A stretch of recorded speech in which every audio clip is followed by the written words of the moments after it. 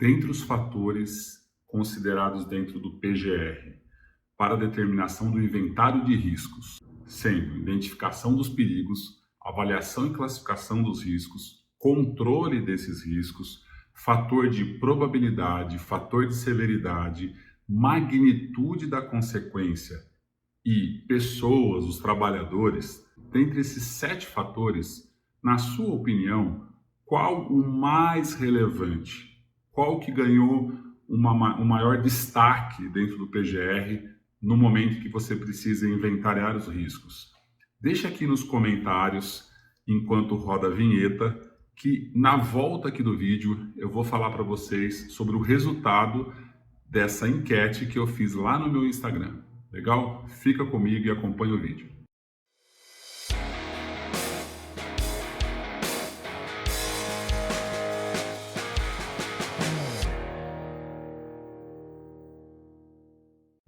Bom dia, boa tarde, boa noite, aqui é o Omar Ferreira e no vídeo de hoje eu vou falar sobre o fator de destaque que, na minha opinião, ganhou uma maior relevância, um maior peso dentro do PGR no momento de você inventariar os seus riscos. Qual que é o fator de maior destaque dentre os 7 que eu citei no início do vídeo? Você já deixou sua opinião aqui nos comentários do YouTube? Se você não deixou, deixe nesse momento, eu vou revelar agora a minha opinião. E aí eu já queria fazer um disclaimer inicial. Não é porque eu tenho essa opinião, esse ponto de vista, não é porque a sua opinião não precisa estar errada, o seu ponto de vista, a sua percepção não precisa estar errada para que a minha esteja certa. Não é uma ciência exata, é só o meu ponto de vista e eu vou justificar aqui alguns argumentos para justificando o porquê que eu acredito que é esse fator o mais representativo, mais significativo, o de maior destaque dentro do PGR no momento em que você precisa inventariar os riscos. Legal? Então, antes eu vou deixar aqui o resultado, vai aparecer aí para você, da pesquisa dessa enquete que eu fiz dentro do meu Instagram. Se você ainda não me segue no Instagram, @OmarAlexandre, você me encontra, me segue lá, para você não poder perder nenhum conteúdo exclusivo que eu compartilho no Instagram, no LinkedIn, em outras redes que não aqui no YouTube, se você está assistindo no YouTube. Legal? Então, tá aparecendo aí na tela agora para você o resultado da enquete. Então, como vocês podem ver, das 189 pessoas que visualizaram o post, 36 responderam. Dessas 36, o primeiro lugar para essas 36 pessoas, dessas 36 pessoas, 14 entendem que o fator consequência e probabilidade, né, 2 fatores em um aí, é o mais relevante, ou são os mais relevantes. Em segundo lugar, ficou perigos e riscos, também um combo aí. Esses 2 fatores, perigos e riscos, são os mais relevantes na hora de inventariar os riscos dentro do PGR.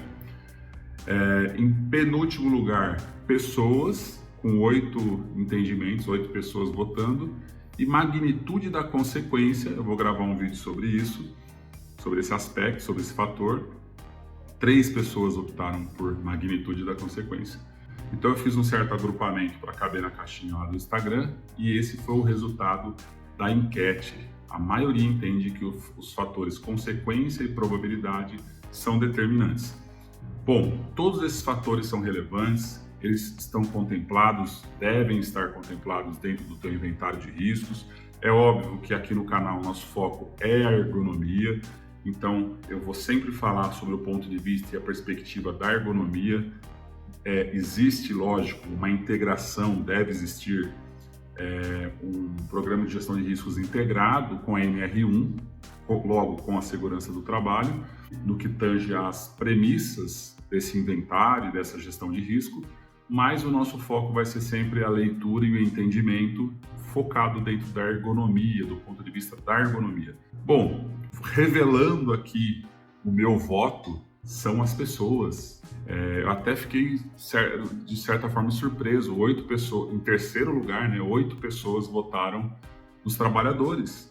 E um dos pontos mais positivos, tanto na NR1 quanto na NR17, dentro do PGR, é esse destaque, esse protagonismo aos trabalhadores, que sempre deveria ter sido, sempre deveria existir e, na minha concepção e pelos argumentos que eu vou apresentar para vocês agora, ganhou esse protagonismo. As pessoas, os trabalhadores, é o fator que aparece em todo o workflow que eu chamo, em todo o fluxo de construção do PGR e do inventário de riscos, sobretudo para a ergonomia.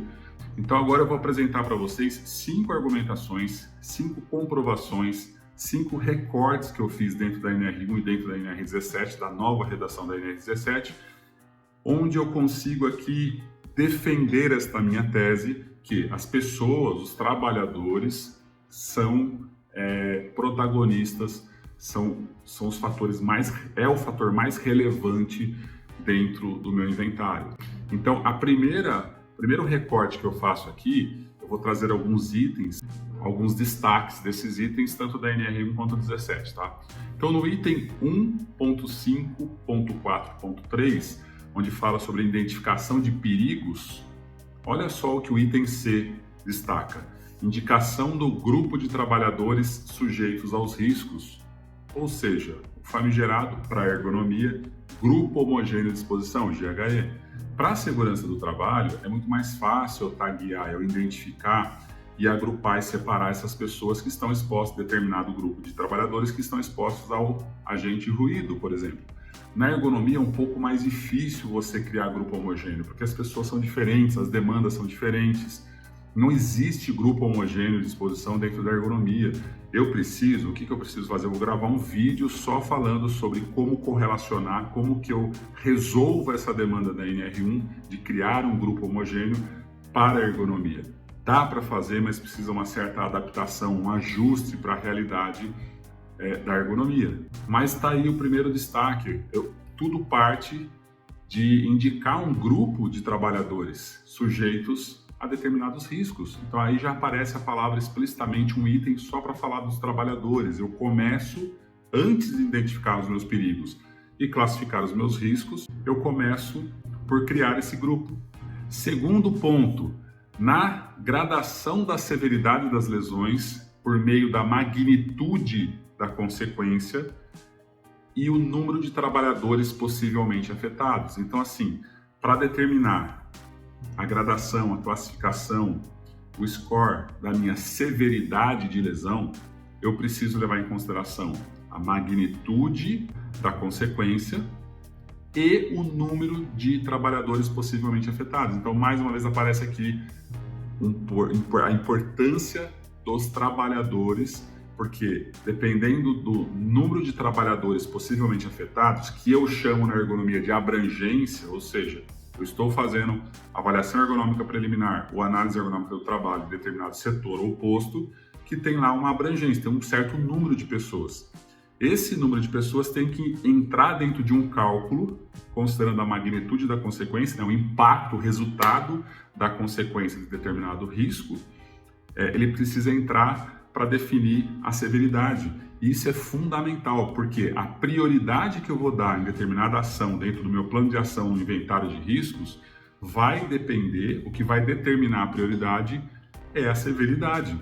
E o que vai definir a severidade é a magnitude e o número de pessoas, a abrangência de pessoas expostas naquela determinada situação que eu estou avaliando ou analisando, avaliação ergonômica preliminar ou análise ergonômica do trabalho. Então, mais uma justificativa aí explícita onde aparecem as pessoas. Lembrando que esse vídeo aqui, ele é patrocinado pelo Ergomaker, curso de ergonomia aplicada, inteiramente online, um curso livre com conteúdo de pós-graduação, onde você pode acessar on demand, com aulas gravadas, ao vivo, e você vai ter lá ergonomia em todos os estágios, totalmente estruturado, um curso estruturado, tanto para quem está iniciando dentro da área de ergonomia, quanto para você que já tem muita experiência, mas precisa se atualizar, precisa de benchmark, precisa de um outro ponto de vista, como esse daqui que eu estou trazendo. E aí é um curso completaço, com turma nova aí, que você vai poder se inscrever, o link está aqui na descrição, e entrar para o Ergomaker. E também é patrocinado pela Ergotri de Gestão de Ergonomia. Se você precisa criar o seu inventário de riscos, se você precisa resolver essa demanda aí do PGR no ponto de vista da ergonomia, link na descrição aqui. E por último, é patrocinado pelo workshop de ergonomia, avaliação ergonômica preliminar. Então eu estou lançando agora um workshop, todas as informações aí na tela e link na descrição. Ele vai acontecer presencialmente nos dias 10 e 11 de dezembro, numa turma onde eu vou falar aí sobre tudo, vou falar tudo sobre avaliação ergonômica preliminar, PGR, inventário de riscos, plano de ação. Legal? Acompanha aí no link nas descrições e vamos continuar o vídeo aqui. Terceiro item, terceiro ponto, aspecto que eu trago aqui é o item da NR17. Até então eu falei de alguns itens da NR1 que tem interface, que vão precisar ser adaptados e ajustados com a NR17, mas agora dentro da própria NR17, a organização deve realizar avaliação ergonômica preliminar das situações de trabalho que, em decorrência da natureza e conteúdo das atividades requeridas, demandam adaptação às características psicofisiológicas de quem? Dos trabalhadores. Ou seja, o propósito, a premissa básica, a justificativa, o porquê que eu deveria fazer uma avaliação ergonômica preliminar ou uma análise ergonômica do trabalho, parte de identificar se as situações de trabalho estão adaptadas às características das pessoas, dos trabalhadores. Então, todo o meu inventário vai partir do ergonômico, vai partir da avaliação preliminar ou da análise ergonômica. E ela deve existir em função dos trabalhadores, né? Então, mais relevante do que isso é a premissa básica, já parte dos trabalhadores. Penúltima argumentação aqui, eu trago um combo. Olha só, no item 17.3.2 da NR17, a organização deve realizar a análise ergonômica do trabalho, AET, quando? Sugerida pelo acompanhamento de saúde dos trabalhadores nos termos do PCMSO. Então, o médico do trabalho pode requerer uma análise ergonômica se tiver demandas epidemiológicas, queixas no ambulatório, afastamentos. Ele vai pedir a análise ergonômica do trabalho. Baseado o quê? Nas verbalizações dos trabalhadores, nas queixas, nas demandas dos trabalhadores. Mais uma vez aqui aparece como um protagonista que vai gerar inventário de risco, vai abastecer o inventário de risco. Isso no item C. No item F, restituição dos resultados, validação e revisão das intervenções efetuadas, quando necessária, com a participação dos trabalhadores. Então, assim, quando você faz um plano de ação, você precisa validar essas ações, você precisa validar a avaliação preliminar ou a análise ergonômica que você fez com os agentes, com os atores envolvidos, com os stakeholders, com os gestores, o nome que você quiser dar, com as pessoas. Você precisa validar. O documento ele vai ser endossado, ele vai ser validado pelos trabalhadores. Então ele começa lá na definição do grupo, chamado grupo homogêneo, ou grupo de pessoas que você está lá identificando no início do processo, e agora aparece aqui no final, na validação, na entrega do documento que você precisa validar com esses atores. E o último item aqui é o 17.3.8, na quinta justificativa que eu dou, do porquê do protagonismo das pessoas. A organização deve garantir que os empregados sejam ouvidos durante o processo de avaliação ergonômica preliminar e na análise ergonômica do trabalho. Ou seja, de ponta a ponta, de Gênesis a Apocalipse, eu preciso ouvir os trabalhadores, eu preciso ouvir na validação de demanda, eu preciso ouvir no levantamento em campo, eu preciso ouvir na hora do momento que eu estou construindo elaborando o meu documento, no momento que eu estou classificando o risco.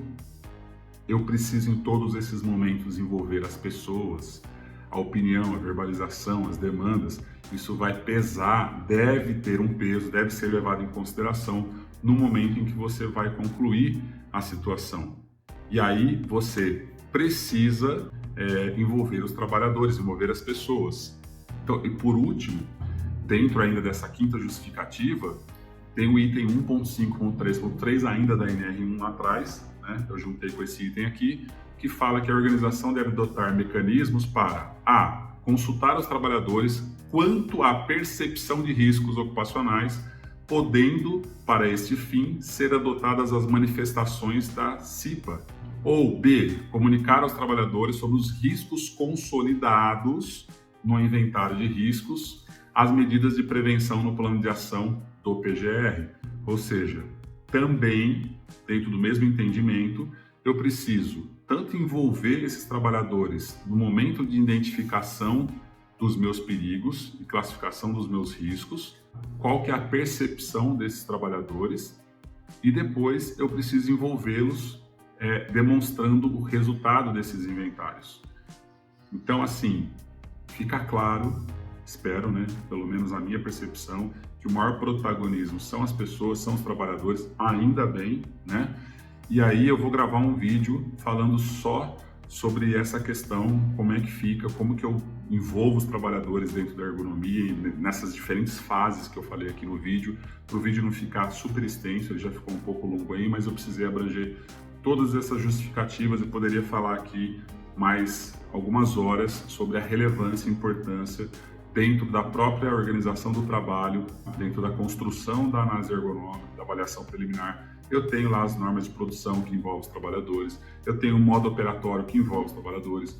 Todos os itens da NR17 envolvem diretamente ou indiretamente as pessoas. Mas eu quis trazer aqui mais aspectos da NR117 que trata do inventário e do PGR em si.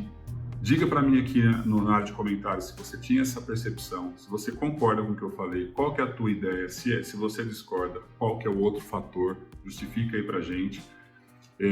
Curte, compartilha, não deixe de comentar. Se você não é inscrito ainda, se inscreva no canal, ative o sininho para não perder as notificações de novos vídeos. Espero te encontrar lá no meu workshop presencial, nos dias 10 e 11 de dezembro de 2021. Um grande abraço e até o próximo vídeo. Valeu!